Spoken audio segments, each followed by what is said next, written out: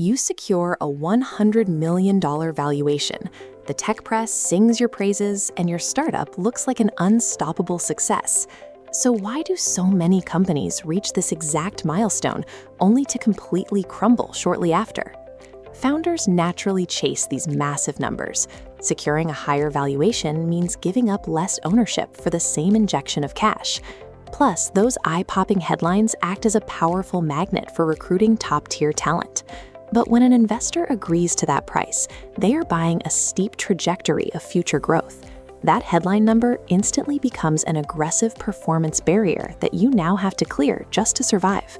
Look at the streaming service Quibi. They raised $1.75 billion out of the gate. To justify that staggering price, they spent aggressively on Hollywood content and marketing before securing enough actual paying users. They burned through their cash reserves and shut down entirely just 6 months after launch. Chasing growth solely to justify an inflated price tag traps a company in an artificial expansion loop. You are forced into desperate operational decisions that ultimately compromise your core business model. If you fail to hit those aggressive growth targets, you face a severe penalty, the down round. This occurs when a startup is forced to raise new capital at a lower valuation than its previous financing. This chart illustrates exactly how a down round hits your team. We see a $20 million valuation strike price on the left, but when the company is forced to raise at $5 million on the right, the employee's equity value plummets below the zero line. Their stock options become mathematically underwater, and morale is destroyed. Even if you avoid a drop and raise a flat round, you aren't safe. The valuation bar here hasn't moved, but notice how the slice allocated to employee options visibly shrinks. New investors demand tighter terms and a larger piece of the pie, compressing the available equity for future hires and broadcasting to the market that your growth has stalled. Taking a valuation hit damages the ego, but it isn't automatically a death sentence. Reed Hastings led Netflix through a high-profile down round during its early days, making the hard choice to secure the capital they needed to survive. Cloud storage company Box also threaded the needle of capitalization through market corrections.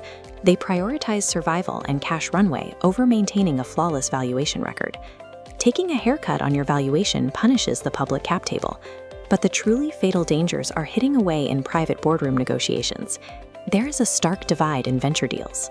Founders spend their energy fiercely negotiating the headline valuation, while experienced investors focus entirely on the terms. These are known as dirty terms, highly complex, hidden contractual clauses that protect the investor from downside risk while planting ticking time bombs deep inside the founder's cap table. This waterfall diagram shows how a liquidation preference works. Exit money flows downward, and this first massive tier catches the funds. It pays back the investor's initial capital, or sometimes double it, before a single drop reaches the common stock below. Now the model shifts to show anti-dilution clauses in action. When bad times hit, the chart violently reslices itself. The investor's piece locks securely in place, mathematically protecting their percentage of ownership by aggressively shrinking the founder's slice of the pie. These structured terms create an illusion. You get to keep your celebrated headline valuation, but your actual ownership has been entirely hollowed out from the inside. Let's compare paper valuation against actual outcomes. Imagine your company finally achieves a massive $50 million exit. If your investors hold a 2x participating liquidation preference on $30 million of funding, they have the right to take the first $60 million off the table. In a $50 million sale, the investors take everything. The founders and the employees legally walk away with exactly $0. Federal regulations mandate the clear disclosure of these provisions, but despite having the documents in hand, founders repeatedly fail to calculate the cumulative, devastating effect these terms create across multiple rounds of funding. As tech leaders like Mark Zuckerberg have advocated, the only true escape from these preferred investor terms is an IPO. Going public converts all shares to common stock, stripping away the investor control functions, and finally liberating the founder's equity. Experienced founders stop asking, "What is my valuation?" Instead, they ask, "What are the exact rules of the payout when this company is sold?" A $1 billion valuation means very little if someone else owns the billion. you need to fully understand the terms hiding behind your valuation, because the headline number doesn't always change your life.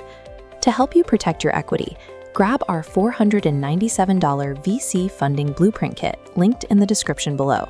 It includes a 16-slide pitch deck, a step-by-step instruction guide, the AI Financial Narrative Engine, custom AI prompts, and lifetime updates. Subscribe to the channel for more founder-focused breakdowns. A winning deal continues to protect your payout long after the initial celebration is over.